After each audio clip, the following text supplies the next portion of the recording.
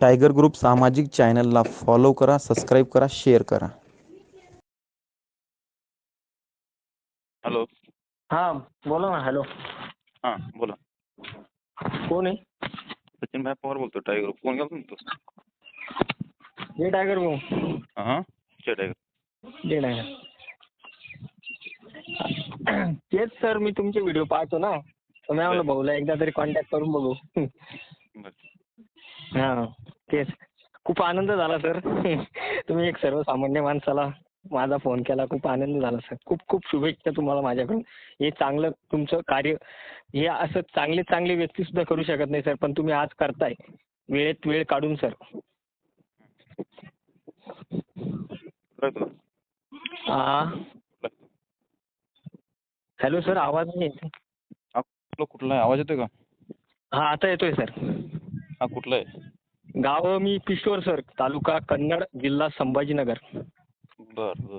मला हा, रोज रोज मी तुमचे व्हिडिओ बघतो ना सर, शेतामध्ये काम करतो ना, त्याच्यामुळे थोडा उत्साह वाढतो. बर बर बर. बाकी काय? बाकी काहीच नाही सर. खूप आनंदात झालो मी. तुमचा फोन एक सर्वसामान्य माणसाला आला, त्याच्यामुळे खूप आनंद झाला सर. SMS आला आता, मोबाईल बघितलो मी, तुला फोन केला. तुला काय अडचण आहे का म्हणलं? नाही सर, काहीच नाही. असली तर मी नक्की तुम्हाला सांगेन, पण मला खूप आनंद झाला सर आज.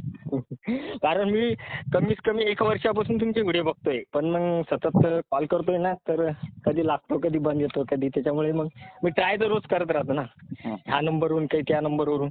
पण आज तुमचाच फोन आला सर. बाकी सर काय चाललं? काय नाही, मजेत एकदम. काय करतोय तू काम? शेती का? सर आता चारा पाणी केलेला आहे.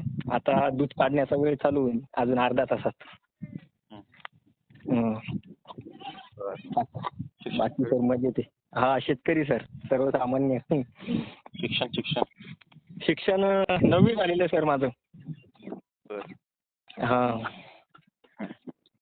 बाकी काहीच नाही सर. बाकी सगळं मजेत आहे तुमच्या आशीर्वादाने. आणि तुमचा रोजचा एक व्हिडिओ पाहायचा. आता 2 व्हिडिओ आलेले तुमचे. बाकी काहीच नाही. आई वडील माजी सैनिक आहे, पहिले आर्मीत होते. आणि आई आता शेतीत करते. आता वडील काही जॉब करत नाही, शेतीच करतो आम्ही. बर. वडील माझे सैनिक. हा. आणि तू? मी शेतीच करतोय सर. शिक्षण कमी झालं ना सर, कारण वडील त्यावेळेस म्हणायचे कर कर, पण मग त्यावेळेस इंटरेस्ट नव्हता. आणि आता त्याचं आठवण येते की वडील सांगायचे ते बरोबर सांगायचे. चुकी तुझी आहे ना, वडिलांची नाही ना? नाही सर, ते आहे बरोबर आहे सर. भाऊ किती तुम्ही? 2 जण आहे भाऊ. 2 जण भाऊ? हा. एक संभाजीनगरला राहतो, तो चायनीज कुक आहे. दोन्ही पण शिकले नाही? नाही, तो शिकलेला आहे सर. त्याने भरपूर ट्राय केलं, पण कॉम्पिटिशन जास्त असल्यामुळे तो काही लागला नाही. पण मग नंतर त्याने कोर्स केला आणि कुक आहे सध्या तो. नाही वडिलांच्या जागी पण झालं असतं ना? नाही सर, त्याची हाईट कमी आहे आणि माझी हाईट आहे पण बॉडी नाही आहे. नाही अरे सूट असते ना, असं काय येण्यासारखं? हा सर, पण मग बॉडी नसल्यामुळे मला नाही जमलं सर ते. आणि माझं शिक्षण पण कमी होतं, त्याचं शिक्षण भरपूर झालेलं. तो 15वी पर्यंत शिकलेला आहे, पण त्याची हाईट कमी असल्यामुळे त्यानं इंटरेस्टच नाही केला. मग त्याने बाकीच्या गोष्टीमध्ये ट्रायल करून पाहिलं. मग नंतर त्यानं कुकच जॉईनिंग करून घेतलं. तो म्हणे बरं आहे म्हणे, आज हॉटेलमध्ये 15-16 हजार रुपये मिळतात त्याला. आणि त्याच्यावर जमतं त्याचं. असं चालू आहे सर. वडील कधी रिटायर झाले? वडील आता किमीत 15-20 वर्ष झाले असेल सर. बरं. तुझं वय किती आहे? माझं आता 22. वडिलाला पण जॉब आला होता, पण मग वडील काय म्हणे, ते आता भरपूर दिवसापासून काम केलं, आता त्यांचं हात पाय आणि गुडघे पण दुखायचे. त्याच्यामुळे मग नको म्हणे, आता जॉब नको. आता तेच 2-2.5 एकर शेती आहे, आम्ही 2 जण करतो. पण चुकी आहे ना रे बाळा तुझी, असं काय अंदाजे? नाही सर, चुकी आहे तुझी. वडील ज्या वेळेस आर्मीमध्ये होते त्याच्या जागी तुम्हाला भरपूर सूट असते, असं काय?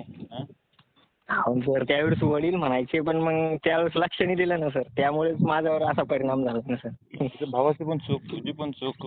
भावाचं शिक्षण 15वी झालं म्हणतात, त्याचं लग्न झालं का? हा सर, माझं लग्न झालेलं आहे. तुझं पण त्याचं पण लग्न झालं? हा, दोघे पण लग्न झालेले आहे. वय किती आहे तुझं? 22. 22. लवकरच लग्न केलंय तू. हो सर. लग्न होऊन किती वर्ष झाले? लग्न होऊन का आता किमान 1-1.5 वर्ष झाले असतील. तर हम्म. लव्ह मॅरेज का अरेंज मॅरेज? नाही हो सर, अरेंज मॅरेज. अच्छा. आपल्याकडे नाही जमत सर, सर्वसामान्य माणसाला कोण भाव देणार सर. नाही नाही, मग तुला शाळा शिकायला मग कळालं नाही का तुला? नाही ते सर समजतंय मला, पण मग त्यावेळेस लक्षात नाही येत ना, हुडबुद्धी असल्यामुळे काय असं चालूच राहिलं ना. किती गोडबुद्धी राहिल्या तर असं नसते बाळा. हो सर, कळतंय मला. किती माणसाची गोडबुद्धी राहते ना. हं. तर असं काय हा सर. चुकतं तुझं. हो सर. हं. आई वडील काय बोलले नाही तुला? बोलत होते ना सर, पण मग कसं आहे आता माझ्याच लक्षात राही नाही ते. मी म्हणलं चालूच राहतं असं तसं, पण त्यामुळे लक्ष दिलं नाही, त्याचा परिणाम भोगतोय ना आता, शेतीच करतोय. आणि शेतीमध्ये काय होतंय आता, सरासरी कापूस निघला त्याचं आवरेज कमी निघलं, त्याच्यात मुळात भाव पण कमी आहे. सगळ्याच गोष्टी आता समजताय ना. असं झालंय सर.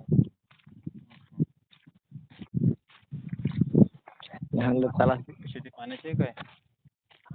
पाणी नाही ना सर, त्याच्यामुळेच तर खूप अडचण आहे. कारण एक विहीर आहे, ती पण आता सगळी कोरडी पडलेली आहे. आता लोक चालत होते 10-15 मिनिटं चालते, हौद यूज भरतो, पण इतकं पाणी नाही माझ्याकडे. त्याच्यामुळे मग एकच पीक घेतो आम्ही, कपाशी आणि मक्का.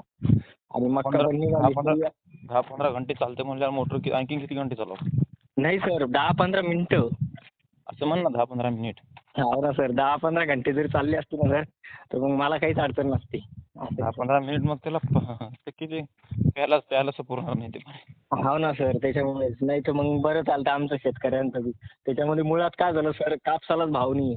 मी 68 रुपयानं कापूस देऊन टाकला. काय पुरलं सर ते. असे कोणचे ना कोणचे संकट येतच राहतात सर आमच्याकडे. त्याच्यामुळे आता कसं आहे म्हणलं सर, भाऊ तुम्हाला लय दिवसापासून कॉल करत होतो. हे कसं आता बाकीचे लोकांना किती हे केलं तर पण हे नाही होत, पण मग तुमच्यासारख्या माणसानं आम्हाला कॉल केला म्हणजे आनंद होतो सर. नाही खूप बाबा, आनंद. माझा एक तुला फोन करण्याचा ऐकून घे, तुला काय अडचण आहे त्यासाठी फोन केलाय. आणि दुसरी एक नाही. गोष्ट, हा सर. शेतामध्ये काय आता? शेतामध्ये काहीच नाही सर, कपाशी उपटणे चालू करेल आता. आता नवीन पुन्हा सुरुवात करायची ना. आता जून जुलै येतील त्यावेळेस तर मग थोडं थोडं आधीच आवरावं लागतं, कारण मग मजूर लावून पुरत नाही ना सर. आमच्याकडे 300, 350, 400 रुपये हजेरी घेते.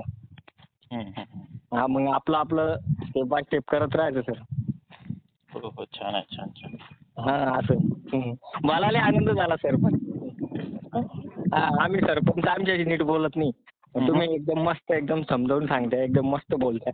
प्रत्येक तुमचा आवाज ऐकला की मला लय आनंद होतो सर. बाकी काही म्हणा सर तुम्ही. तेव्हा मी आवाजामध्ये असं सर. म्हणून म्हणलं मी रोज खरंच शपथ सांगतो सर, तुमचा प्रत्येक एक व्हिडिओ मी ऐकतो, तर मला थोडा जोश येतो.